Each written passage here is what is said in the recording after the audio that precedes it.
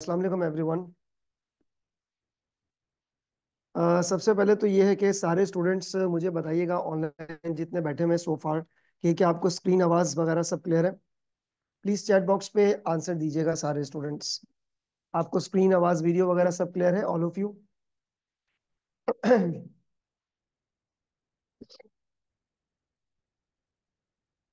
Screen आवाज video वगैरह सब चीजें क्लियर है? ठीक है, ओके, दैट्स गुड, ठीक है, फाइन।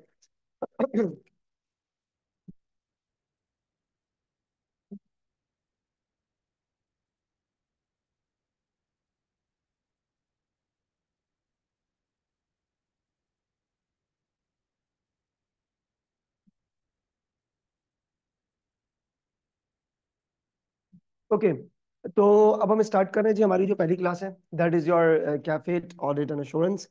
अच्छा, सबसे पहला तो पॉइंट ये है कि अभी जो हमारी क्लास है उसका जो एजेंडा है उसमें अभी हम लोग सबसे पहले थोड़ा सा सिलेबस डिस्कस करेंगे और मैं आपको बेसिक जो है ना ऑडिट की चीजें वो बताना शुरू कर रहा हूँ, ठीक है? सबसे पहला इंपॉर्टेंट पॉइंट। पेपर्स कैसे हो रहे हैं? जो दिए थे गुज़िश्ता जो पेपर्स अभी गुजरे हैं कितने एक डेढ़ हफ्ता पहले, वो अच्छे हुए? पेपर्स अच्छे ही होते हैं। अल्लाह करे रिजल्ट अच्छा आ जाए, आमीन। चले जी, अब हम बिस्मिल्लाह करते हैं यहाँ पे। और this is your Kaif 8 audit and assurance. I am Haris Hanif. ये है आपकी पेपर की, आपके सिलेबस की ग्रिड। और मैं जो है यहाँ पर आपके पास इसकी जो स्टडी टेक्स्ट है वो भी ओपन कर देता हूँ।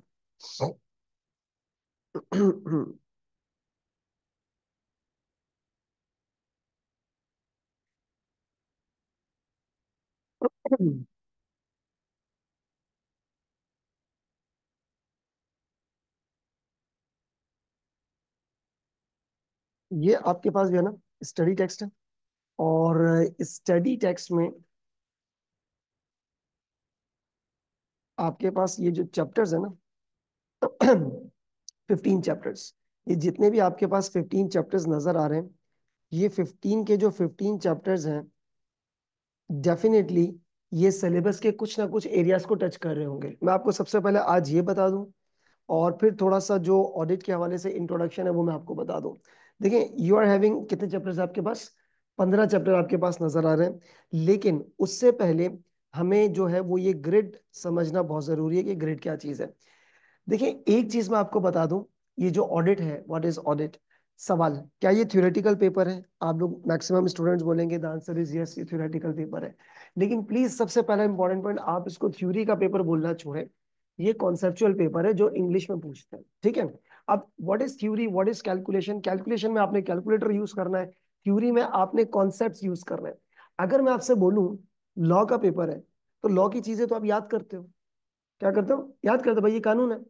सर टैक्स का पेपर दे रहे हैं, टैक्स का पेपर भी आपके पास लॉ वाला है, ये टैक्सेशन के रूल्स हैं। यहां पर भी कुछ रूल्स हैं, लेकिन यहां पर बहुत सारी चीजें, जो लफ्ज लिखा है ना कॉम्पिटेंसी क्या चाहिए, ये लफ्ज क्या लिखा हुआ है? जी, लफ्ज क्या लिखा हुआ है?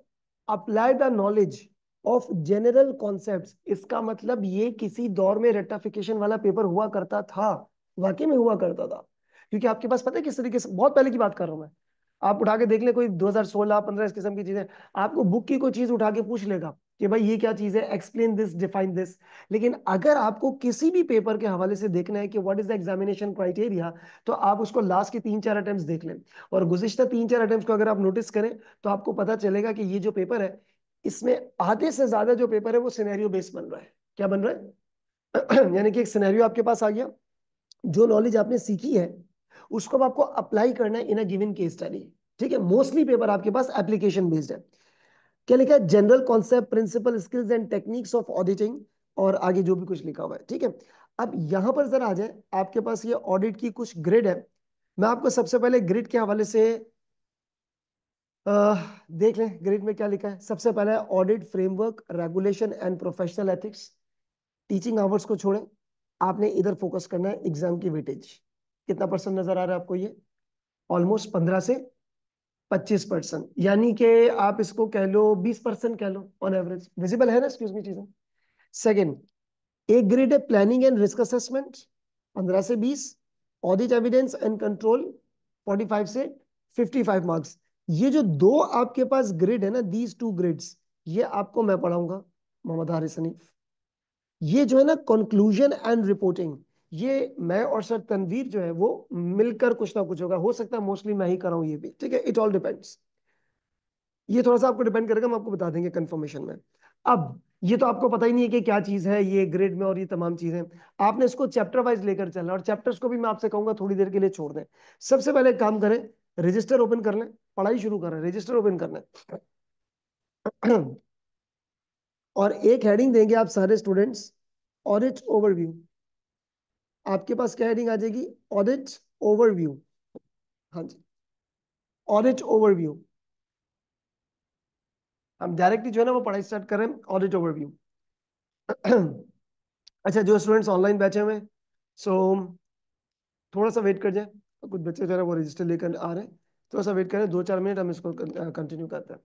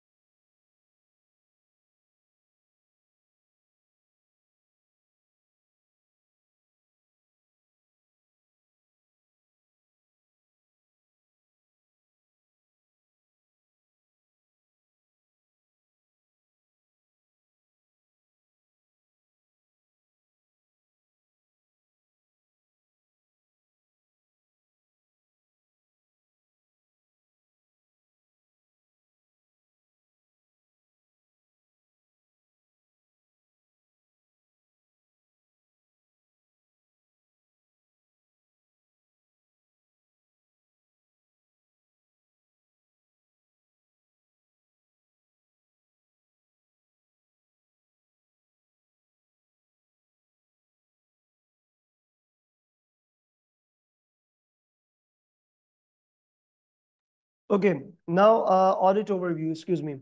सबसे पहले मैं आपको बता दूं, आपके जो सिलेबस में आपको यहाँ पर नजर आ रहे हैं 15 चैप्टर्स।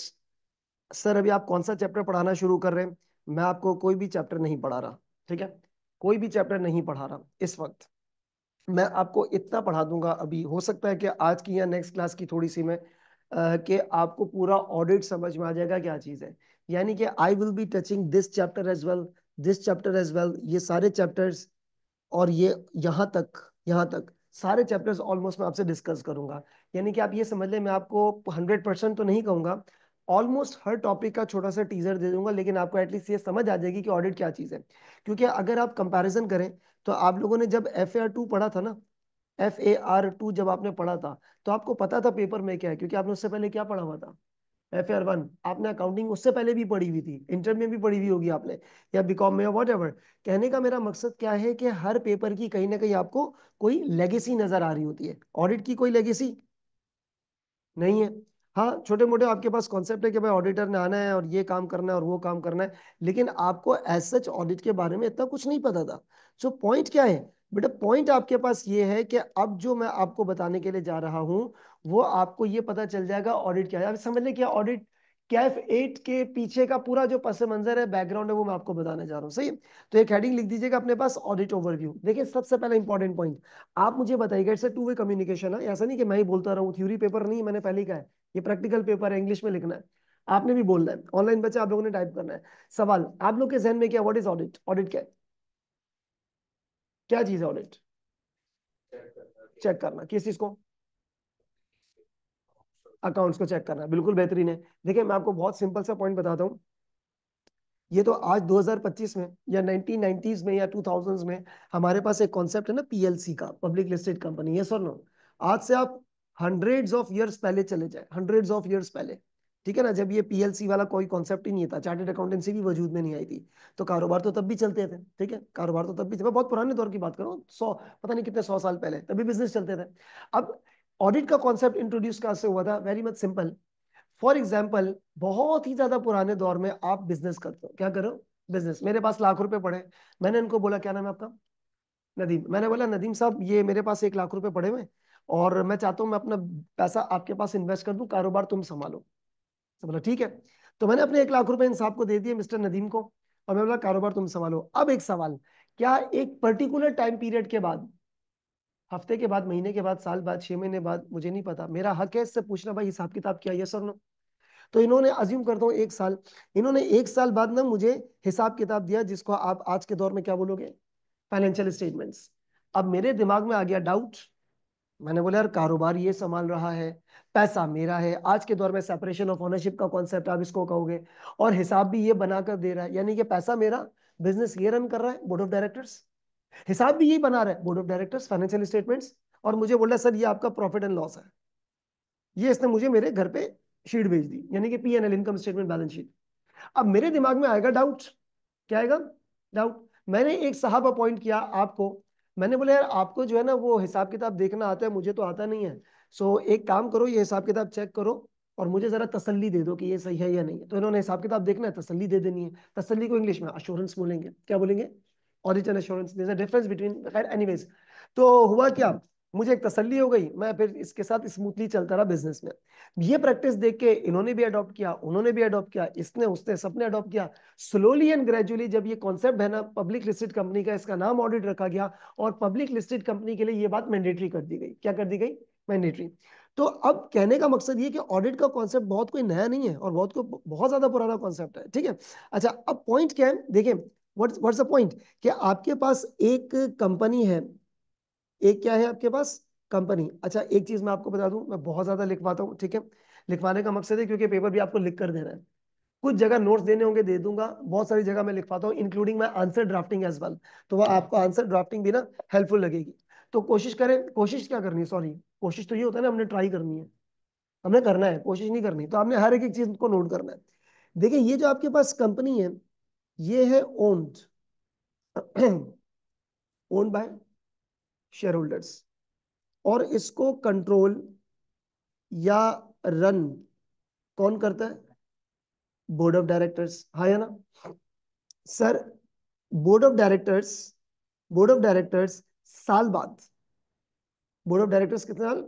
साल बाद इनको प्रोवाइड करते हैं फाइनेंशियल स्टेटमेंट्स। क्या प्रोवाइड करते हैं? अच्छा, financial statement is basically the combination of 5 things: balance sheet, income statement, cash flow, changes in equity and notes to the accounts. यहाँ तक क्लियर? Excuse me. अब एक सवाल, ये जो अब आपके पास फाइनेंशियल स्टेटमेंट्स है, इसको मैं नाम दे देता हूं annual financial statements. Annual financial statements, मुझे जरा आंसर कीजिएगा इधर, क्या इस फाइनेंशियल स्टेटमेंट्स में गड़बड़ हो सकती है? गड़बड़ हो सकती है। उस गड़बड़ को हम कहते हैं मिस स्टेटमेंट्स। क्या कहते हैं? Miss statements. सर, इस फाइनेंशियल स्टेटमेंट्स में देयर इज या देयर में बी, लफ्जों से बात का पूरा मतलब ही चेंज हो जाता है, पता है? लफ्जों से बात का मतलब ही चेंज हो जाता है। एक लफ्ज आगे पीछे करोगे ना, बात का मतलब चेंज। पहला मैंने क्या लिखा है, यहां पर है, दूसरा क्या लिखा है? There may B. क्या अप्रोप्रिएट है? There may B. तो सबसे पहला पॉइंट तो आपने फतवा तो कहीं पर भी नहीं देना, इसको तो मैं कट कर दूंगा। सर, ये जो फाइनेंशियल स्टेटमेंट्स हैं, सर जी, इन फाइनेंशियल स्टेटमेंट्स में देयर में बी, ये क्या लिखा बेटा? Misstatements, there may be what? There may be misstatements. अच्छा, अब सवाल, फाइनेंशियल स्टेटमेंट्स कौन बना रहा है? Board of directors. अच्छा, बोर्ड ऑफ डायरेक्टर बनाएंगे नहीं, they are responsible basically. Board of directors क्या है? परचेज डायरेक्टर, सेल डायरेक्टर, ये डायरेक्टर, वो डायरेक्टर, सारे मिलके बैठेंगे board of directors. Financial statement तो अकाउंट्स डिपार्टमेंट बनाएगा, लेकिन जिम्मेदार कौन है? बोर्ड ऑफ डायरेक्टर्स, ठीक है। अच्छा जी, board of directors are responsible for the financial statements. और उस फाइनेंशियल स्टेटमेंट में बेटा क्या हो सकती है, जरा बताइएगा? Miss statements. अब एक सवाल, what do you mean by the term miss statement? Miss statement किसे बोलेंगे? सर, मिस स्टेटमेंट का बेसिकली मतलब होता है मैनिपुलेशन। क्या बोलेंगे? अगर आप बाय डेफिनेशन, आसान डेफिनेशन में बताओ, तो what is miss statement? Miss statement का मतलब पता है क्या होता है? सुनिएगा, इधर सुनिए। आईएएस क्या कहता है और मैंने क्या किया है, अच्छा एक बात जरा ध्यान में रखना, आप स्टूडेंट्स ऑडिटर्स हैं, कौन है, और मैं कंपनी हूं। आप ऑडिट फर्म है, ठीक है, आप ऑडिट फर्म है और मैं कौन हूं, कंपनी। मुझे कंपनी नहीं बोलोगे, क्लाइंट कंपनी बोलोगे, क्योंकि आप मेरा ऑडिट कर रहे हो और मैं आपको उसके पैसे दूंगा। So I am your client company ABC limited and you people are the auditors. अब सवाल, excuse me, what is misstatement? IAS मैंने अप्लाई करना है। IAS means international standard accounting standards, और आईएफआरएस फाइनेंशियल रिपोर्टिंग स्टैंडर्ड मैंने apply करना है। मैंने फाइनेंशियल स्टेटमेंट प्रोड्यूस किए हैं, उस फाइनेंशियल स्टेटमेंट में हो सकता है, लेफ्ट क्या लिखा हुआ है, there may be what, error नहीं, error is a different thing, misstatement. अब आप बोलेंगे सर इसमें फर्क क्या है, थोड़ा सा फर्क है, बताता हूं अभी मैं। इस वक्त आप बात करो miss statement, what is miss statement, IAS क्या कहता है, और मैंने हारिस सनीफ लिमिटेड ने क्या किया है, अगर उसमें डिफरेंस है ना तो उसको मिस स्टेटमेंट बोलेंगे। Let me give you a very very simple example, copy नहीं कीजिएगा। अज्यूम करो आईएस 2, आईएस 2 क्या कहता है भाई, कि आपने अपनी इन्वेंट्री को कितने पर वैल्यू करना है, लोअर ऑफ कॉस्ट और एनआरवी। मैं अज्यूम कर रहा हूं कॉस्ट है 12 रुपए, एनआरवी है मेरे पास 9 रुपए, सही है। कीप इट वेरी सिंपल, कोई आईएएस की गाड़ी लैंग्वेज इस्तेमाल नहीं करनी है, अभी हमने बिल्कुल सिंपल रहते हुए कॉन्सेप्ट समझना है। आईएएस के मुताबिक इस वक्त मुझे अपनी ये इन्वेंट्री कितने रुपए पर वैल्यू करनी चाहिए, 9 रुपए पे। मैंने 12 रुपए पे वैल्यू कर दी, क्या कर दी, आईएएस क्या कहता है, 9 रुपए। मैंने कितना किया, 9 तो किया ही किया, 3 रुपए एक्स्ट्रा कर दिया, तो ये 3 रुपए मिस स्टेटमेंट है। मिस स्टेटमेंट पता है क्या है, आईएएस क्या कह रहा है, जल्दी बोलो, 9 रुपए। मैंने कितने पर किया, फर्क कितना है, ये 3 मिस स्टेटमेंट है। आई मिस स्टेटमेंट का सिंपल मतलब ये होता है आईएएस की खिलाफ वर्जी करना। किसकी खिलाफ वर्जी करना, आईएएस की खिलाफ वर्जी करना। अब सवाल, ये जो मैंने मिस स्टेटमेंट करी है, इस ये मिस स्टेटमेंट आपके पास ओवर स्टेटमेंट भी हो सकती है,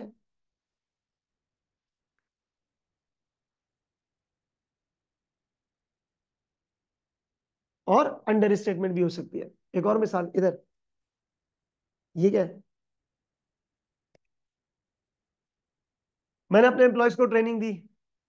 IS 16 क्या कहता है, ट्रेनिंग कैपिटलाइज है एक्सपेंस है, एक्सपेंस है, मैंने उसको कैपिटलाइज कर दिया। सवाल, मैंने मिस स्टेटमेंट कर दी, क्या कर दी, अज्यूम करो ट्रेनिंग है 10,000 रुपए की, कितने रुपए की, मैंने कंपनी को ट्रेनिंग प्रोवाइड, अपनी एम्प्लॉयज को ट्रेनिंग प्रोवाइड की 10,000 रुपए की, और वो होना चाहिए एक्सपेंस। मैंने क्या कर दिया उसको बताइएगा, कैपिटलाइज। ओवर किया अंडर स्टेटमेंट किया, दोनों किया, एक्सपेंस को अंडर स्टेट कर दिया और एसेट को ओवर स्टेट कर दिया, और जब एक्सपेंस अंडर स्टेट हुआ तो प्रॉफिट भी ओवर स्टेट हो गया। ये सर आपने जो किया ना आईएएस की खिलाफ वर्जी, इसको कहते हैं मिस स्टेटमेंट। तो अगर मैं इजी लैंग्वेज में आपको बात करूं, इजी लैंग्वेज में, अब सवाल, आपने जो बोला ना एरर, मिस स्टेटमेंट की दो वजह है सर, या तो ये गलती से हो गई मिस स्टेटमेंट, या फिर जानबूझ के किया है। तो मिस स्टेटमेंट इज गलत बयानी, अब गलती से हो गई या जानबूझ के की है। तो वो जो आपने एरर का लफ्ज इस्तेमाल किया था ना, error is basically the reason of misstatement, ठीक है। ये फाइनेंशियल स्टेटमेंट है, रिकॉर्ड होना चाहिए था 9 रुपए पे, मैंने 12 रुपए पे रिकॉर्ड कर दिया। अच्छा मुझे याद ही नहीं मैंने 12 रुपए पे गलती से कर दिया, so sir Haris you have made a misstatement because of error. नहीं, मैंने जान के किया, you have made a misstatement due to fraud. भाई मैं समझ में, तो फ्रॉड और एरर उसकी मिस स्टेटमेंट की रीजन है। सो अब पॉइंट क्या है, मैं फिर से कह रहा हूं, मैं आपको कोई चैप्टर नहीं पढ़ा रहा, मैं आपको बिल्कुल शुरू से लेकर एंड तक ऐसा इंट्रोडक्शन देने की कोशिश करूंगा कि अभी आधे पौन घंटे के अंदर आपको एटलीस्ट ये समझ में आ जाएगा कि ऑडिट है क्या चीज। देखो मिस स्टेटमेंट क्या है, सिंपल लैंग्वेज में मैं आपको बताऊं, मिस स्टेटमेंट है आपके पास डिफरेंस, क्या है, difference between what, applicable accounting standards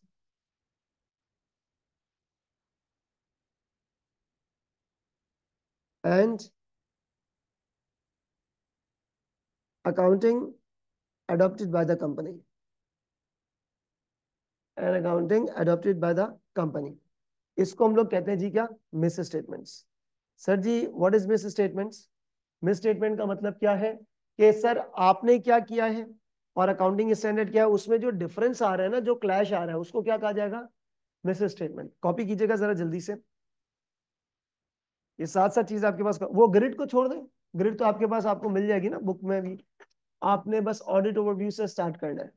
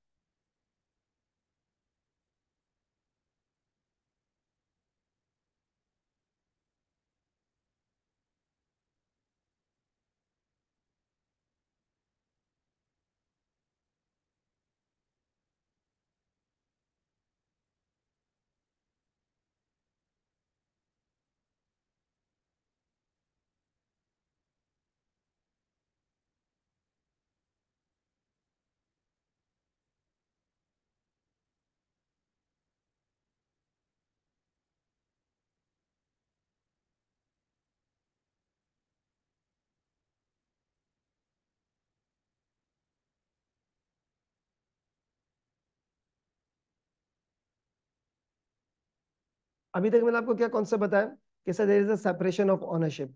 company चला कोई और रहा है और कंपनी को मैनेज कोई और कर रहा है। तो जो मैनेज कर रहा है उसकी ड्यूटी है, और जिसका पैसा लगा उसका राइट है कि उसको हिसाब किताब मिले। हिसाब किताब को हम क्या बोलेंगे? Financial statements. सर उस फाइनेंशियल स्टेटमेंट में गड़बड़ हो है नहीं, हो सकती है, गड़बड़ हो सकती है।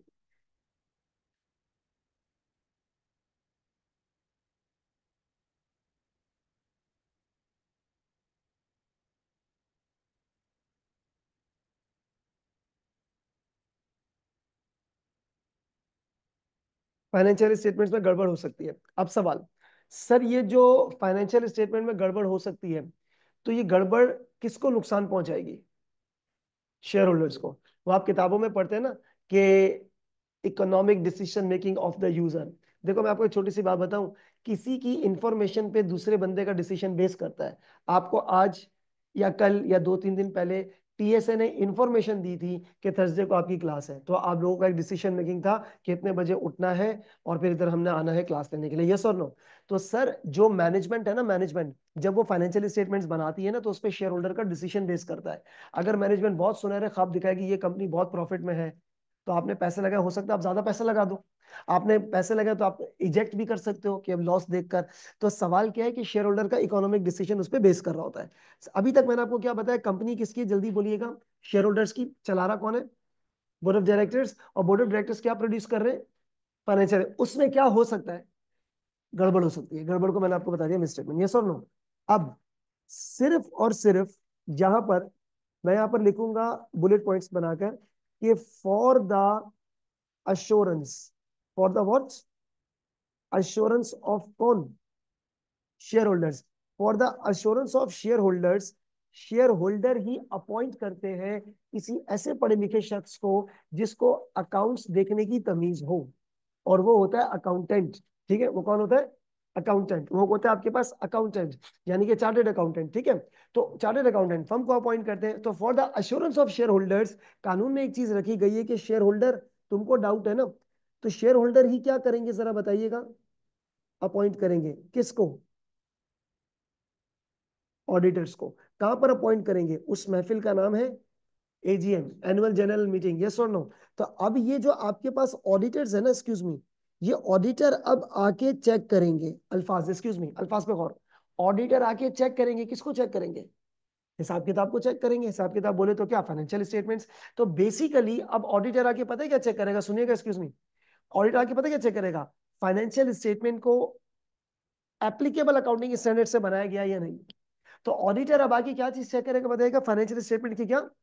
Accounting standards. कि कहीं फाइनेंशियल स्टेटमेंट्स में, कहीं फाइनेंशियल स्टेटमेंट्स में मिस स्टेटमेंट तो नहीं है, जो लिखा है सही लिखा है या नहीं लिखा। सो अब ऑडिटर आके क्या चेक करेगा? ऑडिटर आके चेक करेगा फाइनेंशियल स्टेटमेंट्स। क्या चेक करेगा? Financial statements. एक बात ध्यान में रखिएगा, कुछ नहीं लिखा है, अंडरस्टूड है ये एनुअल है। अंडरस्टूड है ये क्या है? आपको पता है 3 महीने की फाइनेंशियल स्टेटमेंट भी बनती है और मार्केट में छपती है, उसका भी चेक होता है। उसको ऑडिट नहीं कहते, उसको रिव्यू कहते हैं। क्या कहते हैं? उसको रिव्यू कहते हैं। ऑडिट आसान लैंग्वेज में, आसान लैंग्वेज में ऑडिट क्या है? एनुअल फाइनेंशियल स्टेटमेंट, 6 महीने की एफएस भी छपती है, उसको भी चेक किया जाता है, उसको भी ऑडिट नहीं कहते, उसको रिव्यू कहते हैं। तो ऑडिट का मतलब क्या है? Annual financial statements. अच्छा एक बात मैं आपको पहली क्लास में क्लैरिफाई कर दूं, अगर मैंने लिखा फाइनेंशियल स्टेटमेंट्स, अंडरस्टूड है ये, 1 साल की है। अगर 3 महीने की होगी तो पीछे लिखा हुआ होगा क्वार्टर की फाइनेंशियल स्टेटमेंट्स है, ठीक है? तो इस बात को जरा ध्यान में रख लीजिएगा। तो सर आपके पास ऑडिटर चेक कर रहे हैं क्या? फाइनेंशियल स्टेटमेंट्स को क्या चेक कर रहे हैं कि whether or not financial statement standards के मुताबिक है या नहीं है, जिसके मुताबिक है या नहीं है। तो क्या चेक करेगा कि whether or not financial statements are in accordance with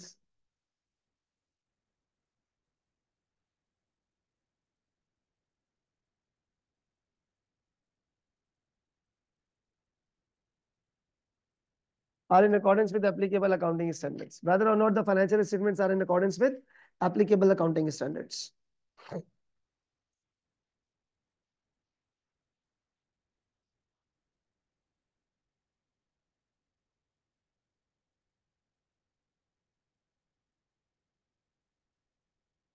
भाई ऑडिटर की फर्म है, ऑडिटर की क्या है? फर्म है। और जो कंपनी है उस कंपनी को आप बोलोगे क्लाइंट कंपनी। क्या बोलेंगे जी? Client company.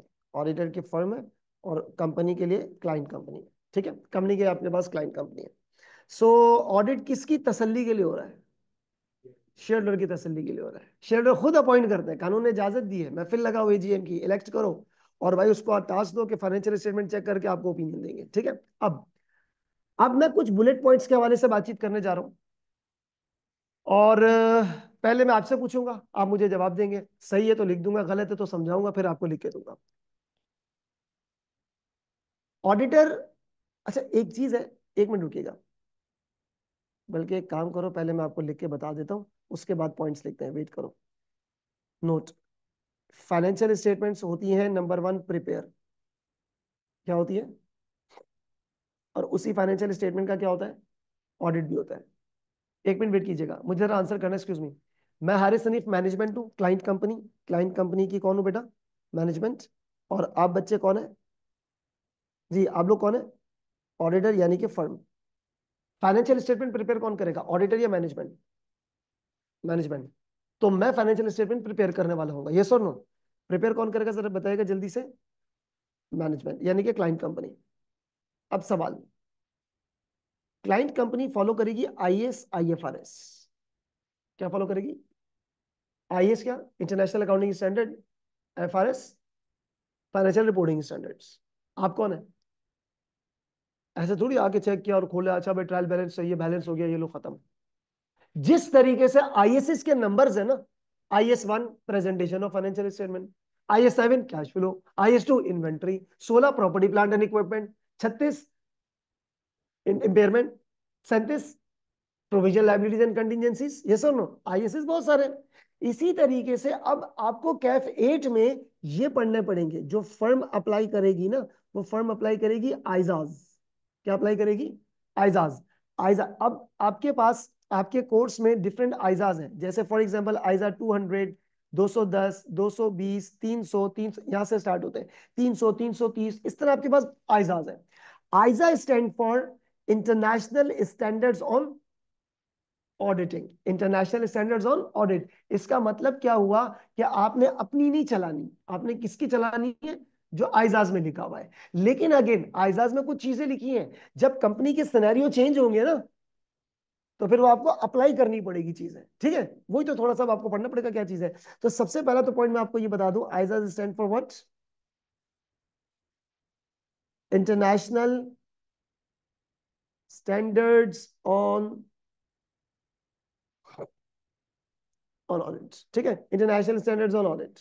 अच्छा अब सवाल, खवातीनो हजरात, अब आपके पास सवाल, जो मैं आपको यहाँ पर कुछ बुलेट पॉइंट्स बताने जा रहा था। अच्छा एक टर्म है, मेरे बुलेट पॉइंट्स बताने से पहले जरा फोकस कीजिएगा, इसमें एक टर्म है जिसको हम कहेंगे ये क्या लिखा हुआ है? स्कोप का मतलब ये नहीं है कि सर इसका किस कहां पर सैलरी ज्यादा होगी। स्कोप का मतलब होता है कवरेज। स्कोप का मतलब क्या होता है?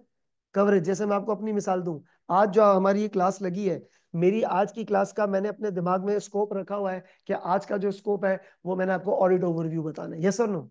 अज्यूम करो कल मैं फलाना चैप्टर स्टार्ट कर रहा हूँ, तो यार ये 3 क्लासेस का स्कोप है कि मैंने ये चैप्टर कंप्लीट करना है। तो स्कोप का मतलब क्या होता है? कवरेज, आपकी आपकी चीजों में क्या क्या चीजें कवर्ड है। सही है। अब जो मैं आपसे बातें करूंगा ना अभी थोड़ी देर में, ये बुलेट पॉइंट्स लिखते हुए, वो सब के सब आइजाज ने आपके स्कोप में रखी हैं, और कुछ चीजें आपकी स्कोप में नहीं रखी कि यार ऑडिटर ये तूने करना है, ये तेरे स्कोप में है, ये नहीं करना तेरे स्कोप में नहीं है। तो वो बात अभी हमने करनी, ठीक है। Keep it very simple. कोई ऑडिट को इतना ड्रैग करने की जरूरत नहीं है। हाँ मुझे पता है कॉम्प्लिकेटेड पेपर है, पास रेट के थोड़े से मसले मसाइल इसमें है, लेकिन वो पता है कि दिमाग में बिठा लोगे तो मसले आपके साथ भी रहेंगे। बिल्कुल सिंपल रहते हुए चलो इंशाल्लाह अच्छे तरीके से हो जाएगा, लेकिन काम करना है। अब एक सवाल जो मैं पूछे जवाब दीजिएगा। क्या ऑडिटर फाइनेंशियल स्टेटमेंट्स में एक एक एंट्रियां चेक करेगा? हाँ या ना का जवाब चाहिए मुझे। हाँ, नहीं, फिर ओवरव्यू नहीं करेगा। अब मैं आपको बताता हूँ ऐसा में क्या है। सपोज करें पूरे साल में सेल की इतनी ट्रांजैक्शंस है। कितनी ट्रांजैक्शंस है? इतनी सारी ट्रांजैक्शन भाई होंगी ना पूरे साल में, हो सकती है। आप बैंक का ऑडिट कर रहे हो, अभी चलो मिजान बैंक में इतने लोग आए हुए होंगे चेक जमा कराने, निकालने, बिजली का बिल भरने, हज की दरखास्त देने, और कितने लोन लेने। कितने आज के दिन की बात कर रहा हूं मैं। और पूरे पाकिस्तान में मिजान बैंक की कितनी सैकड़ों ब्रांचेज है। ये तो आज की ट्रांजैक्शन हुई है, मल्टीप्लाई बाय 365, यानी कि अगर आप छुट्टियां वुट्टियां निकाल दो तो पूरे साल में इतनी ट्रांजैक्शन तो होंगी, इससे ज्यादा भी होंगी, कम भी होंगी। मेरी एक छोटा सा हमारा बिजनेस है, पूरे साल में इतनी ट्रांजैक्शन है। Quite may be possible. Sir जितनी भी ट्रांजैक्शन हो, आपको ऑडिट का, वो पूरी की पूरी 12 महीनों की ट्रांजैक्शन है, किसकी है? और 12 महीने, तीन यानी कि 4 क्वार्टर्स, और आपको ऑडिट करने के लिए 3-4 महीने का टाइम है। इसका मतलब क्या है कि आप 4 क्वार्टर का काम राउंड ऑफ करके एक क्वार्टर में चेक कर रहे हो। किसमें चेक कर रहे हो? और ऑडिटर भी इंसान है, आइजाज बनाने वाले भी इंसान है, ठीक है। तो उन्होंने बोला आपके इस स्कोप में क्या चीजें रख, अब जो भी मैं आपसे बात कर रहा हूँ वो सब आपके स्कोप का हिस्सा है, जो नहीं है वो मैं लिख दूंगा, नहीं है। तो आइजाज ने आपके स्कोप में रखा है कि ऑडिटर सैंपल बेस पे काम करेगा। किस पे काम करेगा? Auditor works on sample basis. यहां पर मैं एक पॉइंट लिख रहा हूं कि जो आपका ऑडिटर है वो काम करेगा works on what? Sample basis. देखो मैंने आपको 2 मिनट के अंदर, सुनिएगा, सैंपल का बता दिया, यस और नो। लेकिन जब हम आगे चलेंगे और ये टॉपिक बन जाएगा आइजा 530, हो सकता है पूरी एक क्लास लगे पढ़ने में। आई बात समझ में? यानी कि अब इन शॉर्ट पर जो जो बातें मैं आप सभी करने के लिए जा रहा हूं, स्लोली एंड ग्रेजुअली ऐसा चलते चलते ये टॉपिक बन जाएगा, आइजा का टॉपिक बन जाएगा, ठीक है। Auditor works on sample basis. अब सवाल इधर, 1 मिनट रुकिएगा, मैं आपको इस वक्त बहुत आसान एग्जांपल्स दे रहा हूं और मुझे पता है आप उसका आंसर खुद करोगे। इधर देखिएगा, 1 मिनट, 1 2 3 4 5, टोटल पॉपुलेशन है 5 ट्रांजेक्शन। हर 100% को पॉपुलेशन कहते हैं, क्या कहते हैं? और सैंपल लेस देन 100% को कहते हैं। अज्यूम करो एक एक्टिविटी है, सेल, परचेज, प्रोडक्शन, मार्केटिंग, पता नहीं कौन सी भी है। इसकी रुपीज में अमाउंट है 10,000, इसकी रुपीज में अमाउंट है 20,000, इसकी रुपीज में अमाउंट है 30,000, इसकी रुपीज में अमाउंट है 1 लाख रुपए, और इसकी रुपीज में अमाउंट है 2 लाख रुपए। सवाल जो मैं पूछूं आंसर करना। क्या आप 100% चेक करोगे? नहीं, क्योंकि आइजा ने तुम्हारे स्कोप में क्या रखा हुआ है? सैंपल। सवाल ऐसे ही पूछ रहा हूं, जवाब दे देना। आप 5 में से कितनी ट्रांजेक्शन चेक करना चाहते हो? नहीं नहीं, सब एक ही है, ये सब रिसीवेबल है। 5 ट्रांजेक्शन है रिसीवेबल की, कितना चेक करोगे? 1 2 3 5 तो चेक नहीं करनी, कितनी चेक कर लोगे? नहीं नहीं, नंबर बताओ, 1 2 3 4, कितनी एंट्रियां चेक करोगे? 2 3, नहीं, 2 या 3, को एक बताओ। 2, आप कुछ भी बोल दो। 2 3, 2 3, मैं 2 3, ठीक है।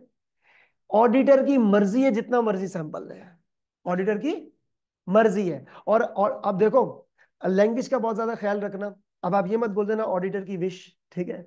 ये अंग्रेजी नहीं है। कानून में लॉ को तोड़ने को ब्रेक ऑफ लॉ नहीं कहते, ब्रीच ऑफ लॉ कहते हैं। इसी तरह आपको ऑडिट में आइजाज की टेक्निकल जार्गन वर्डिंग्स यूज करनी है। ऑडिटर की मर्जी को बोलेंगे ऑडिटर की प्रोफेशनल जजमेंट, क्या बोलेंगे? अब मैं अज्यूम कर रहा हूं यहाँ पे, कीप इट वेरी सिंपल। मुझे 2 ट्रांजेक्शन चेक करनी है, मैं कौन सी 2 उठाऊं? आप बता दो ना मुझे। 2 3 क्यों? 4 5 ना उठा लूं? ये कितने रुपए बन रहे हैं? 3 लाख। और ये टोटल मिलाकर कितने बन रहे हैं? है ना? आप ऑडिटर हैं, कौन सी आइटम चेक करना चाहिए अगर सही तरीके से बात करो तो? जो बड़ी अमाउंट होगी। अब पॉइंट समझिएगा, बोलने का मकसद क्या है। ऑडिटर काम करता है सैंपल बेस पे, और ऑडिटर की कोशिश ये होती है कि सैंपल बेस पे मटेरियल ट्रांजैक्शंस चेक करें। क्या चेक करें? Auditor works on sample basis, और ऑडिटर जो है वो चेक करता है मटेरियल ट्रांजैक्शंस। क्या चेक करता है? Material transactions. अभी तो मैंने आप, मटेरियल का मतलब क्या हो गया भाई? जी भाई, मटेरियल का मतलब क्या हो गया? Significance of amount. कितनी आसानी से मटीरियलिटी के बारे में मैंने आपको बता दिया। फ्यूचर में चलेंगे तो आइजा 320 बन जाएगा। क्या बन जाएगा? आइजा 320, घंटे सवा घंटे का टॉपिक है ये, ठीक है? आइजा 320 चैप्टर 3 में आपको मिलेगा। सवाल, ऑडिटर देखो, अगर किसी को ब्लड टेस्ट कराना होता है तो क्या वो लेबोरेटरी वाले जिस्म से पूरा खून निकालते हैं? क्या लेते हैं वो? सैंपल लेते हैं। अब सैंपल कितना लेना है? 5 मिलीलीटर, 6 मिलीलीटर? वो उस क्या कहते हैं, मेडिकल एक्सपर्ट की जजमेंट होती है, हाँ या ना? यार इतना हमने सैंपल लेना है, वो आपका खून यहाँ से निकाल के सैंपल लेंगे, उसको टेस्ट करेंगे, और शाम को या कल आपकी सीबीसी की रिपोर्ट आ जाएगी, कंप्लीट ब्लड काउंट की, यानी कि आपकी रिपोर्ट आ जाएगी। क्या आ जाएगी? रिपोर्ट। इसी तरीके से अगर मुझे, I am a business person, और मैं आटा चावल गंदुम वगैरह जो है ना, इसका इंपोर्ट एक्सपोर्ट कर रहा हूँ, मुझे बहुत सारी जो है ना वो चावल खरीदने हैं, 50 टन, तो क्या मैं पूरी बोरी खा के चेक करूंगा? हम एक सैंपल लेते हैं, उसको टेस्ट करते हैं, बोला हाँ भाई ये ठीक है, मैं बोरिया पैक कर दो। तो काम चलता है सैंपल बेस पे। ऑडिटर भी काम कर रहा है, तो ऑडिटर ने पूरी फाइनेंशियल स्टेटमेंट्स को सैंपल बेस पे काम करना है। किस बेस पे? लेकिन obviously you are not doing this चावल की परचेजिंग या फिर खून की परचेजिंग, सॉरी खून का टेस्टिंग। आप लोग फाइनेंशियल फिगर्स का ऑडिट कर रहे हो। किसका ऑडिट कर रहे हो? तो आपने यही चेक करना है यार, मटेरियल ट्रांजैक्शन को उठा के देख ले। छोटे मोटे एरर तो होते ही रहते हैं, छोटे मोटे एरर तो होते ही रहते हैं। तो auditor works on sample basis. अच्छा, अब एक, सॉरी, सैंपल बेस पे भी क्या चेक करेगा? Material amount. एक बात मैं आपको बताऊं, इसके साथ ही मैं कनेक्ट करता हूं। ऑडिटर ना एक अमाउंट डिसाइड करता है। क्या डिसाइड करता है? मैं अज्यूम कर रहा हूं 3 लाख रुपए। कितने लाख रुपए? सरारी से कहां से लेकर आए? जजमेंट। कहां से लाए भाई? जजमेंट। अब सुनो इधर, ऑडिट मैंने डिसाइड किया 3 लाख। अगर फाइनेंशियल स्टेटमेंट्स में 3 लाख से नीचे की गलती होगी, माफ है। 3 लाख से ऊपर की गलती होगी, माफी नहीं है। क्यों पता है? क्योंकि आप सैंपल बेस पे मटेरियल ट्रांजैक्शन चेक करते हो, सैंपल बेस पे, यानी कि छोटी मोटी गलतियां तो हो जाती है। दैट्स फाइन, इतना नहीं घुसेंगे, क्योंकि आयजा ने इतना घुसने का स्कोप ही नहीं रखा। बोला ऑडिटर, अच्छा गाइडलाइंस दी है, आयजा ने आपको लवारिस नहीं छोड़ा है। बोला भाई आयजा 320 में कुछ सर्कमस्टेंसेज हैं, ये हो तो 3 लाख रुपए रख लेना, ये हो तो 4 लाख रख लेना, ये हो तो 2 लाख रख लेना, देख ले भाई, जैसी सिचुएशन वैसे तेरी अक्ल, प्रोफेशनल जजमेंट। तो अब सवाल कहने का मकसद क्या है कि ऑडिटर एक अमाउंट डिसाइड करता है, जिसको हम बोलेंगे मटीरियलिटी लेवल। क्या बोलेंगे? उससे नीचे नीचे की जो गलती है वो क्या है? उससे ऊपर की गलती, वो माफी नहीं है। भाई माफी नहीं है तो क्या करेंगे? सजा देंगे, वो बाद में बात करते हैं। तो कहने का मकसद क्या है कि फाइनेंशियल स्टेटमेंट से ऑडिटर गलतियों को इग्नोर करता है। The answer is yes. कौन सी गलतियां इग्नोर करता है? इमटेरियल। कौन सी गलतियां? Immaterial, which are not material. और कितनी अमाउंट मटीरियल है कौन डिसाइड करेगा? ऑडिटर। तो होता पता है क्या है? यहाँ पे ऑडिटर जो है ना, ऑडिटर डिटरमिन करता है।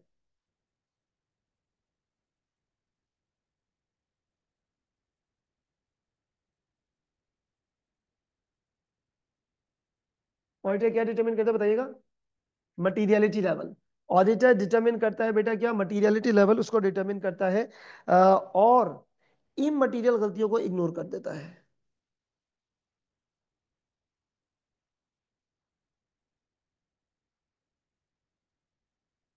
Immaterial miss statements.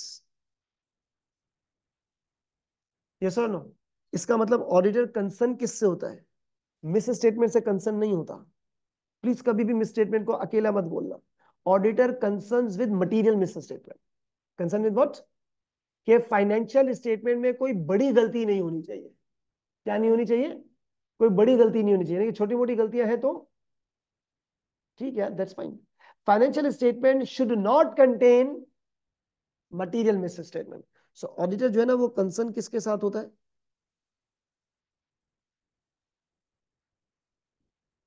तो अब कभी भी, मेरी बात सुने, अब कभी भी मैं मिस स्टेटमेंट का लफ्ज यूज करूंगा ना, तो मैं मिस स्टेटमेंट नहीं बोलूंगा। क्या बोलूंगा? ऑडिटर क्या बोलता है? Whether or not financial statements are according with applicable accounting standards, कि कहीं उसमें कोई मटेरियल गलती तो नहीं है। क्या नहीं है? कॉपी कीजिएगा इसे।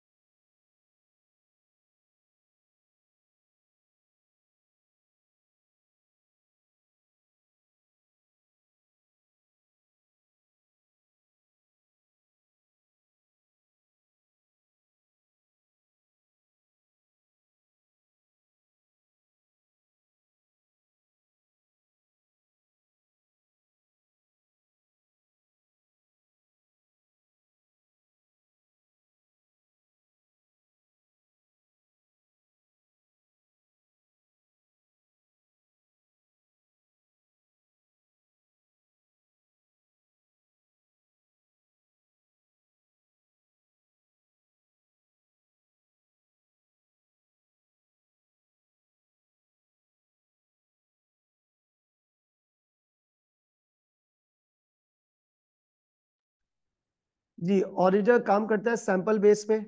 और सैंपल बेस पे भी भाई वो सारी ट्रांजैक्शन थोड़ी उठा के चेक करेगा। सैंपल बेस में भी चुन चुन के कौन सी ट्रांजैक्शन उठानी चाहिए। मटेरियल इमटेरियल गलतियां तो आपने इग्नोर कर देनी है। सो ऑडिटर शुड एंश्योर कि financial statement should not contain miss statement. नहीं नहीं नहीं नहीं, मिस स्टेटमेंट नहीं, मटेरियल मिस, यानी कि इमटेरियल मिस स्टेटमेंट है तो खैर है, इतना तो होता रहता है।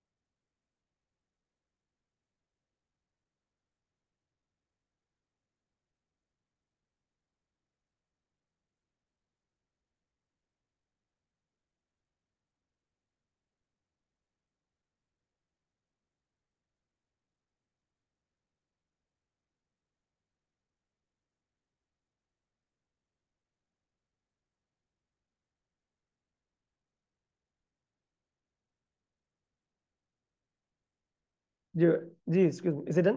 ओके नाउ, बट ये अच्छा, ये आपने लिख दिया सिग्निफिकेंस ऑफ अमाउंट।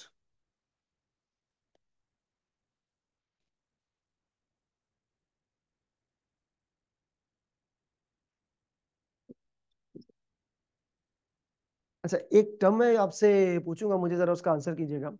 एक टर्म होती है जिसको हम लोग कहते हैं गारंटी, और एक टर्म होती है जिसको हम लोग कहते हैं ओपिनियन। क्या फर्क है गारंटी या ओपिनियन में? ऐसे। और सही है, यही होगा। मिसाल के तौर पे, ये एक प्रोडक्ट है, मैं कस्टमर हूँ, मैंने बोला ये प्रोडक्ट है, मैंने एक दुकानदार से खरीदा। तो ये नदीम साहब ने जो है ना मुझसे बोला, सर हारिस से आप खरीद लो, मेरी गारंटी है, ठीक है, सही है। तो ये लायबल हो गए। अब मैंने प्रोडक्ट खरीदा, दुकानदार चला गया, मैं भी चला गया, प्रोडक्ट खराब हो गया, मैं किसको पकड़ूंगा? इसको बोलूंगा भाई आपने गारंटी दी थी, अब आप मुझे इसका कुछ हल आप करके दो। इसी तरीके से बैंक्स में भी होता है। फॉर एग्जाम्पल, मुझको लोन चाहिए और मैंने बैंक से लोन लिया, नदीम ने मेरी गारंटी दी, मैंने लोन लिया, गायब। बैंक किसको पकड़ेगा? पहले तो मुझे कोशिश करेगा, मैं हाथ में नहीं आया तो तुमने गारंटी ली थी भाई, अब तू इसके पैसे भर हारिस समीर के, यस और नो, ये बात होगी। तो गारंटी देना आयजा ने आपको मना किया है। आयजा ने बोला है कि भाईजान एफएस चेक करो। क्या चेक करो? और एट द एंड गारंटी देने की कोशिश भी मत करना। आपको क्या एक्सप्रेस करना है? ओपिनियन। क्या देना है? ओपिनियन। तो ये जो आपके पास लिखा हुआ है, ये जो आपके पास चीज लिखी हुई है, जस्ट अ मिनट, ये जो आपके पास से लिखा, अच्छा पहले तो मैं यहाँ लिख दूं, ये क्या है आपके पास? Significance of what? अमाउंट। ठीक है, ये आपके पास सिग्निफिकेंस ऑफ अमाउंट है। सो ऑडिटर काम कर रहा है सैंपल बेस पे, मटेरियल ट्रांजैक्शन चेक कर रहा है, और उसके बाद at the end auditor express कर देगा क्या? ओपिनियन। क्या एक्सप्रेस करेगा? ओपिनियन। तो बुलेट पॉइंट्स कंटिन्यू रखें। Auditor check FS,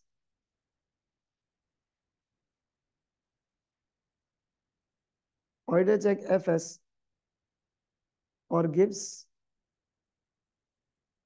guarantee. No. Auditor क्या एक्सप्रेस करता है? जी, ऑडिटर क्या एक्सप्रेस करता है जी, बताइएगा। ओपिनियन। साथ साथ लिखते रहे, एक्सक्यूज मी। ऑडिटर चेक करता है फाइनेंशियल स्टेटमेंट्स और दे देता है अपना ओपिनियन। ठीक है, there is a difference between opinion and guarantee. Guarantee का मतलब होता है लायबिलिटी ओन कर लेना।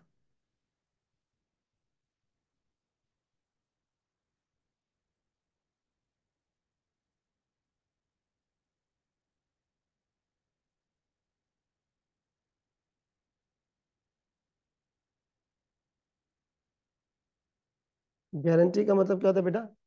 और ये अलाउड नहीं, आइजा ने आपके स्कोप में नहीं रखा हुआ। ठीक है, इस चीज को जरा ध्यान में रखिएगा। आगे प्रोसीड करते हैं। इतना सा बताया अभी ओपिनियन। आगे चल के पढ़ेंगे ना, पूरी 2 क्लासें लगेंगी ऑडिट रिपोर्ट का ओपिनियन पढ़ने में। चाहिए उसका भी ओवरव्यू मैं आपको भी देता चलूंगा।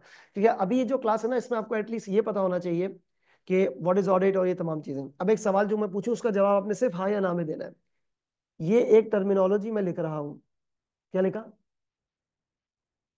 प्लीज मुझे आंसर करना, यस और नो में आंसर करना।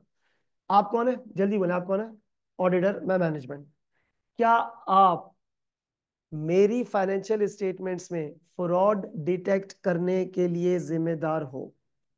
ऑडिटर इज रिस्पॉन्सिबल, अभी तो फ्रॉड का बोल दिया ना, आगे चलेंगे एज 240 बन जाएगा। ठीक है, सवाल just say yes or no. Online बच्चे प्लीज जरा आंसर कीजिएगा चैट बॉक्स में।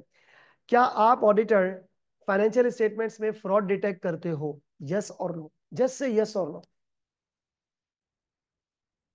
बच्चों को पता ही नहीं होगा भाई क्या है या नहीं है, यस और नो, तो कुछ भी तो बोल दें या सोच समझ के बोल दें।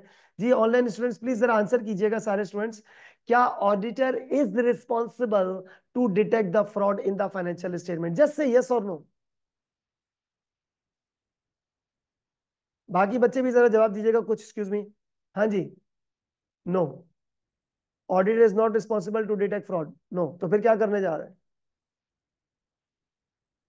देखो, अब ये जरा इस चीज से थोड़ा सा पर्दा हटाने की कोशिश करते हैं, इस कॉन्सेप्ट को जरा हम डिस्कवर करते हैं क्या है। बिल्कुल सही बोला आपने। ऑडिटर का काम फ्रॉड को डिटेक्ट करना नहीं है। Let me give you very simple example, सब छोड़ दे, इधर देखें। मैं कुछ चीजें लिख रहा हूं और मैं चाहूंगा आप नहीं लिखिएगा, जब बोलूं तब लिखना, छोड़ दें। अज्यूम करो ये एक कंपनी है, इस कंपनी में फ्रॉड हुआ है। क्या हुआ है? मैं हारिस, मेरी कंपनी में फ्रॉड हुआ है, और ना मुझे पता ही नहीं चल रहा कि यार किसने फ्रॉड किया है, क्या चीज है। मैंने तुम लोग को अपॉइंट किया, आप पढ़े लिखे लोग हो, चार्टेड अकाउंटेंट हो। Chartered is the word use for the royal, हाँ, रॉयल अकाउंटेंट। आप चार्टेड अकाउंटेंट हो, आपको अपॉइंट किया भाई, कोई भी फर्म है। मैंने बोला भाई एक काम कर, मेरे इधर फाइनेंशियल स्टेटमेंट में फ्रॉड हुआ है, तुम लोगों को अपॉइंट किया। मैंने बोला आके जरा चेक कर फ्रॉड। दो अल्फाज इजी लैंग्वेज में, चोरी कैसे हुई है और चोर कौन है, ये पकड़ के मुझे दे दो बस। कितनी फीस है? आपने बोला मेरी 5 लाख। मैंने बोला ये पकड़ 5 लाख फीस, मेरी कंपनी में फ्रॉड हुआ है, चोर और चोरी को पकड़ के मुझे दे दो कि कैसे चोरी हुई, यस और नो। ताकि मैं नेक्स्ट टाइम उस जगह पे कंट्रोल्स लगा के इम्प्रोवाइज कर लूं, और मेरी कंपनी में परचेज डिपार्टमेंट में फ्रॉड हुआ है, जरा पता लगाओ किसने फ्रॉड किया, यस और नो। ये अब मुझे एक बात बताओ, अब जो तुम करने आ रहे हो, नियत बांध के आ रहे हो अपनी फर्म से, नियत बांध के आ रहे हो, क्या करने आ रहे हो? फ्रॉड को डिटेक्ट करने आ रहे हो। इसको ऑडिट बोलते ही नहीं है, इसको कहते हैं फॉरेंसिक ऑडिट। क्या बोलेंगे? जो कि आपके कैफेट का कोर्स का हिस्सा है ही नहीं, कोर्स का हिस्सा है ही नहीं। It's called forensic audit. आप ये करने नहीं आ रहे, आप ये करने नहीं आ रहे। मैं आपको एक मिसाल देता हूं, आप करने क्या आ रहे हो। आप सिर्फ ये करने आ रहे हो कि क्या फाइनेंशियल स्टेटमेंट में जो लिखा है, अज्यूम करो मेरे हाथ में एक पर्चा है, कोई डॉक्यूमेंट है मेरे हाथ में, लेट से बेटा ये फाइनेंशियल स्टेटमेंट से अज्यूम करो, ठीक है। इसके अंदर जो लिखा है वो सच है या नहीं, वो ये आप पता लगाने आ रहे हो। तो सर इसकी मिसाल जरा खोलें, चीज को अभी खोलते हैं। जब आप अपनी फर्म से आए, जब आप अपनी फर्म से आए, नंबर वन, क्या आप ये अज्यूम करके आए थे कि हारिस की कंपनी में मैं फ्रॉड डिटेक्ट करने जा रहा हूं? नहीं। क्या अज्यूम करके आए थे? कि मैं अकाउंटिंग स्टैंडर्ड चेक करने जा रहा हूं। क्या चेक करने जा रहा हूं?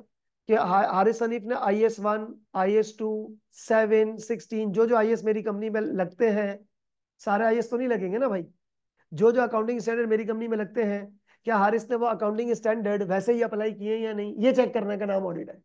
सही है। अब सुनना जरा, क्या आप इंटेंशनली फ्रॉड को डिटेक्ट करने जा रहे हो? अज्यूम करते हैं आप आई कंपनी में, IS 1 चेक कर रहे हो। क्या चेक किया? IS 2 देखा, IS 16 देखा, पता नहीं कहीं से आपकी नजर में फ्रॉड आ गया। क्या आ गया? आपको पता लगा हारिस हनीफ तुम्हारे ना 1 लाख रुपए चोरी हुआ है। क्या चोरी हुआ है? 1 लाख रुपए, ये आपको कहीं से पता चल गया। सवाल, क्या आप ये चेक करने आ रहे थे इंटेंशनली?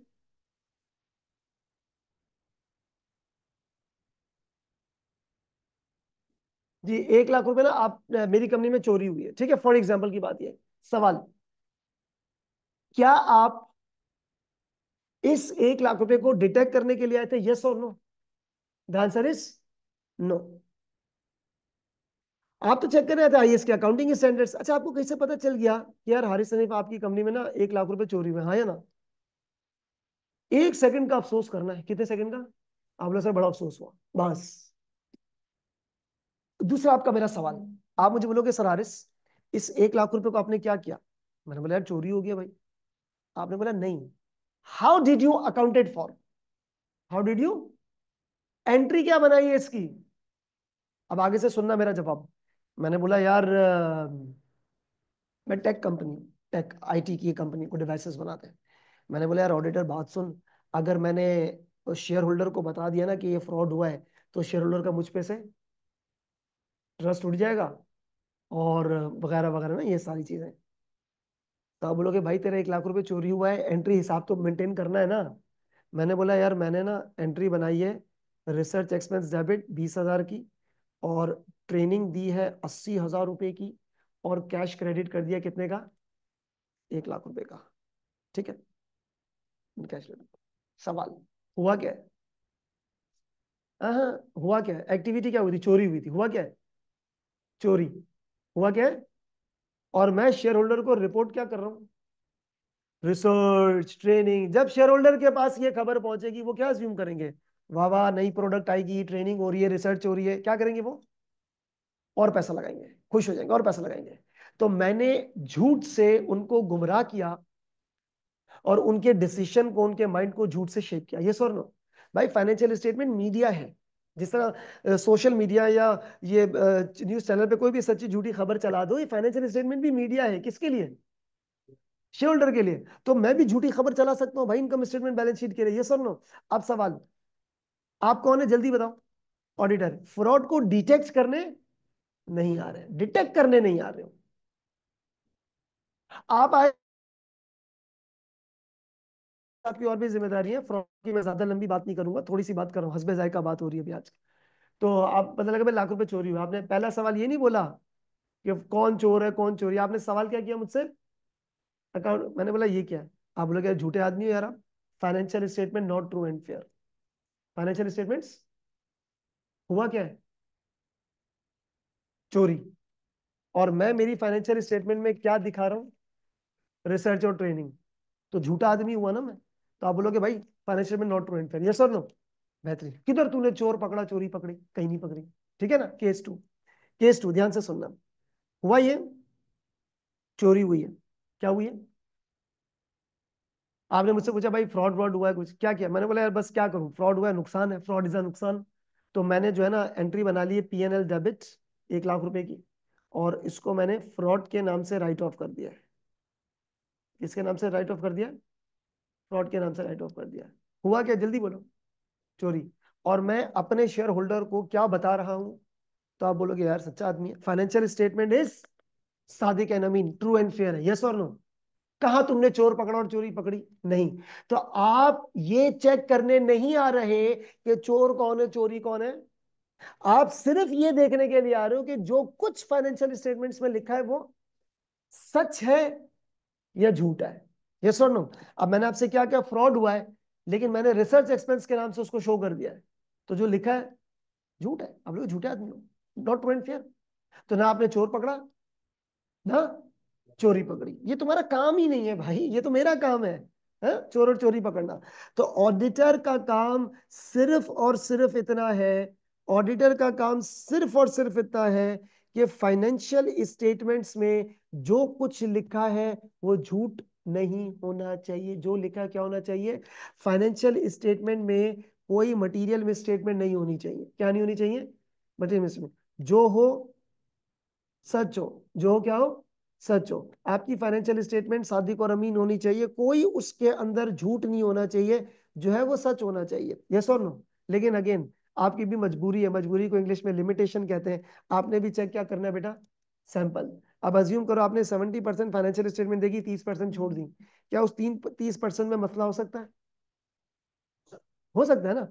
पर क्या करें, मजबूरी है, आपने 70% पे देख के बात करनी है, दैट्स इट है। तो ये आपकी ऑडिट की एक लिमिटेशन भी है। तो सवाल क्या है ख्वातीन हजरात, कि auditor is not responsible to detect the fraud. Auditor क्या चीज चेक करता है?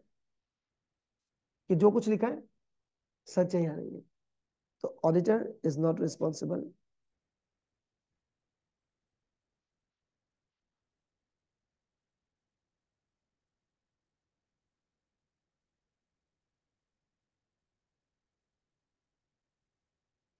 मतलब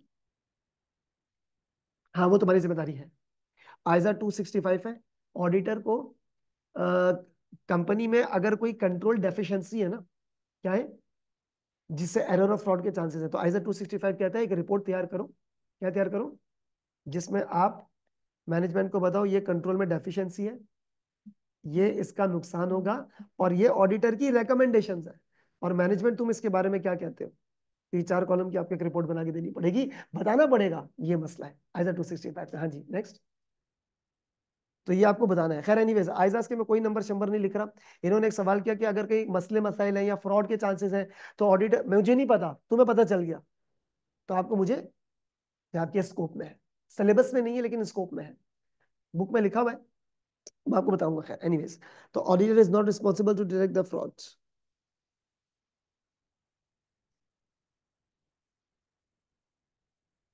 ही is responsible to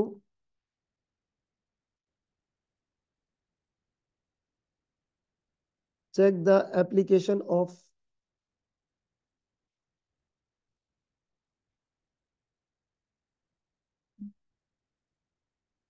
he is responsible to check the application of what? Accounting standards.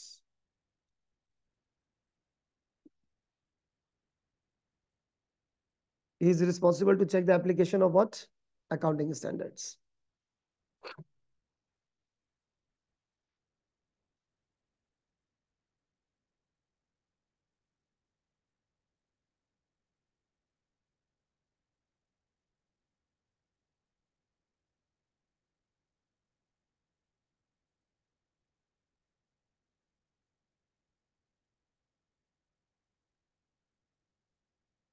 ये जरा देखिएगा, लफ्ज क्या लिखा है, देर इज या देर में भी। जरा सुनिएगा, एक्सक्यूज मी, क्या अज्यूम करोगे फाइनेंशियल स्टेटमेंट्स में? एरर है या फ्रॉड है या सब कुछ जेन्युइन है, क्या अज्यूम करोगे? सब कुछ है, एक्सीलेंट। आप जब फर्म से आ रहे हो ना इधर कंपनी में ऑडिट करने के लिए, हाँ या ना, रास्ते में आते हुए यही सोच रहे हो, हारिस हनीफ की फाइनेंशियल स्टेटमेंट में गलती भी हो सकती है, फ्रॉड भी हो सकता है, और हो सकता है कि हारिस हनीफ की लिखी हुई हर चीज सही भी हो। फतवा लेकर पहले से नहीं आना। अगर तुमने ये मान के आ गए नहीं यार हारिस ने एफएस बनाई है, गलती होगी, तो कुछ भी हो जाए तुझे सही दिखाई देगा ही नहीं। आप मैं पहले से मान के आ गए कि यार हारिस ने एफएस बनाई है, ठीक ही होगी, तो तू कुछ भी कर ले, गलती नहीं लगेगा, ये सर नो। सो पॉइंट क्या है कि आपने कोई भी चीज जो है ना वो पहले से दिमाग में पट्टी नहीं बांधनी है। ऑडिटर के स्कोप में लिखा है कि you have to act and behave and believe neutral attitude. क्या एटीट्यूड मेंटेन करना है? Neutral attitude. So auditor should assume that there may be error, fraud,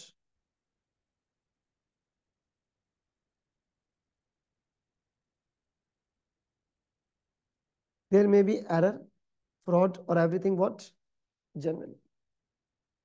There may be error, there may be fraud or everything what? Genuine. अच्छा, एक और point, auditor क्या assume करेगा? Excuse me, auditor should assume, जी खवातीनो हजरात, आप क्या अज्यूम करोगे कि मैनेजमेंट यानी कि मैं हारिस हनीफ लिमिटेड ऑनेस्ट हूं या डिसऑनेस्ट? मैं मैनेजमेंट हूं ना, कंपनी, आप क्या अज्यूम करोगे कि मैं ऑनेस्ट हूं या डिसऑनेस्ट हूं? जी, आपने भाई पता लगाया कि हारिस हनीफ लिमिटेड का ऑडिट करने के लिए जा रहे हैं, तो हारिस हनीफ लिमिटेड के बोर्ड ऑफ डायरेक्टर्स ऑनेस्ट है या डिसऑनेस्ट है? क्या क्या दिमाग में बिठा कर आओगे? ना ऑनेस्ट, आप बोलोगे हारिस हनीफ आप ऑनेस्ट नहीं है और आप डिसऑनेस्ट भी नहीं है, यस और नो? इस बात का फैसला कौन करेगा? ऑडिटर। कौन करेगा? सबूत इकट्ठा करके। क्या इकट्ठा करके? सबूत इकट्ठा करके। तो आपने ये अज्यूम करना है management is neither honest nor dishonest. So auditor को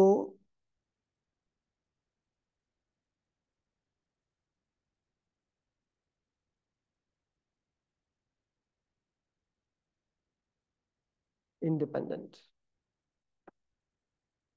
Auditor should behave, should believe, should act independently. Auditor should assume management is neither honest nor dishonest. Auditor should be neutral, independent होना चाहिए।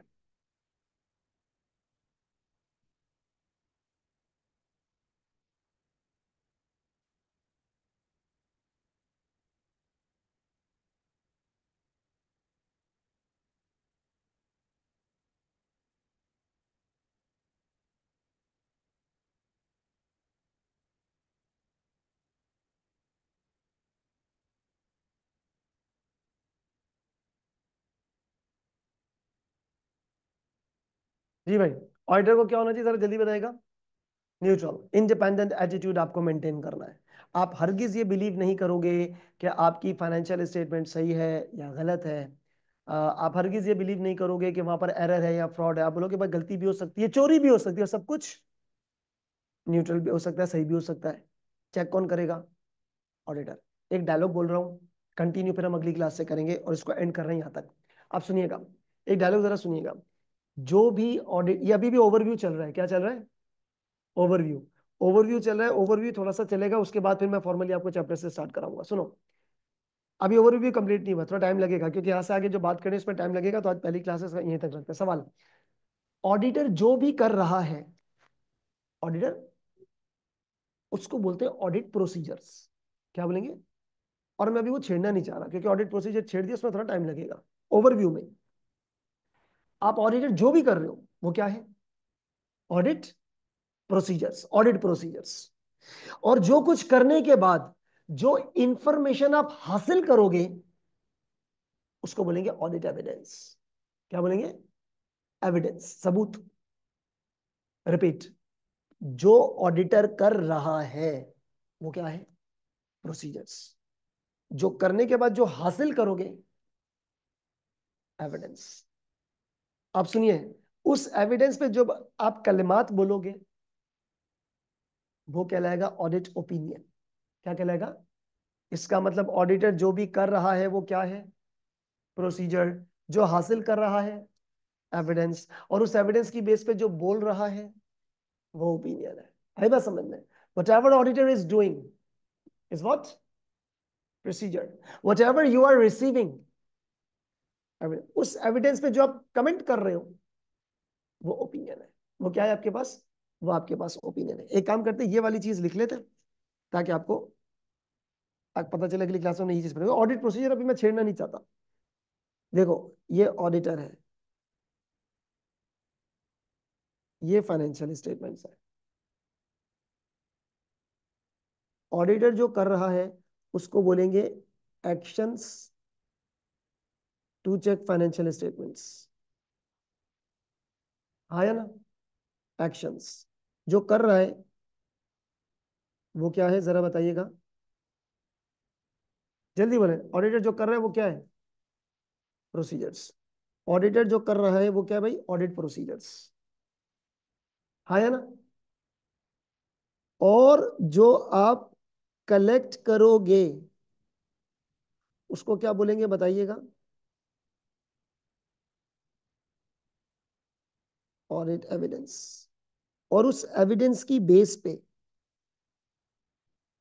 Based on evidence, जो आप comment करोगे उसको क्या बोलेंगे? Audit opinion. ठीक है, तो मैं तीन चीजों को जरा स्टार लगा देता हूं। Audit procedures, audit evidence, audit opinion. यहां से फिर हम कंटिन्यू करेंगे, क्योंकि अगर मैंने इनमें से कोई चीज छेड़ी तो उस पर थोड़ा सा टाइम लगेगा। ठीक है, इन द फर्स्ट क्लास इससे ज्यादा मैं नहीं करना चाह रहा। सुने दोबारा, आप कौन है जल्दी बोले। ऑडिटर जो कर रहा है वो क्या है? प्रोसीजर है। जो हासिल कर रहा है वो एविडेंस है, सबूत। और जो सबूत की बुनियाद पे जो बोलेगा वो ओपिनियन है। That's it. एक छोटी सी मिसाल लेते हैं, उसके बाद बस लिखना विखना कुछ नहीं, इसके बाद यहाँ पर खत्म। छोटे वर्बल एग्जाम्पल मुझे आंसर कीजिएगा। मैं ऐसे ही आपसे बोल रहा हूँ, छोटी मोटी केस स्टडी बच्चों वाली, पहली क्लास में। मैं आपसे कहता हूँ यार, ये बराबर वाले कमरे में ना मैंने 4 नई कुर्सियां लाके रखी हैं, मान लोगे? मेरी बात मान लोगे? नहीं। मेरी बात मान लोगे? The answer is no. आपने मैनेजमेंट की बातों पे भरोसा नहीं करना। क्या नहीं करना? भरोसा नहीं करना। आपने शक करना है। क्या करना है? Risk assessment is the topic. Risk assessment is the what? Topic. Sir, मैंने आपसे कहा कि बराबर वाले कमरे में 4 कुर्सियां लाके रखी हैं, मान लोगे इस बात को? द आंसर इज नहीं। क्या करो, कैसे चेक करोगे? जहां आप बिल्कुल, इनवॉइस तो बाद में। मैंने आपको ये नहीं बोला कि ये 2-2 हजार रुपए की कुर्सियां आई है। मैंने क्या बोला है कि रूम नंबर F1 में 4 कुर्सियां लाके रखी है, पैसों की तो बात ही नहीं की है। क्या करोगे? जाओगे देख लो कि भाई 4 नई कुर्सियां, 1 2 3 4, बेहतरीन। अब मैंने आपको बताया एक कुर्सी 2-2 हजार रुपए की है, क्या करोगे? अब इनवॉइस चेक करोगे, है ना? That's a point. तो ये सारी आपके पास कहलाते हैं ऑडिट प्रोसीजर्स। आपका जाकर चेक करना एसेट्स को, ये क्या है? प्रोसीजर है। फिर आपने बोला सर कितने की ली, मैंने कहा 2 हजार रुपए की है, तो 4 के हो गए 8 हजार रुपए। अगर अच्छा, 4 इनवॉइस होंगी या एक इनवॉइस पे 4 का बिल होगा, एक दुकान से ली होगी, ये आपका प्रोसीजर होगा। क्या हो गया आपके पास? प्रोसीजर। तो ये सारी चीजें मैं आपको बताऊंगा अगली क्लास में। लेकिन एक चीज, ऑडिटर जो कर रहा है वो क्या है, और जो हासिल कर रहा है वो एविडेंस है। यहां तक बात समझ में आ रही? जो कर रहा है प्रोसीजर है, जो हासिल कर रहा है वो एविडेंस है, और जो बोल रहा है ओपिनियन है। To be continued in the next class. यहाँ से ठीक है। चलो ऑनलाइन बच्चे हो गया, so you guys can leave now. ठीक है, बाय बाय, अल्लाह हाफिज।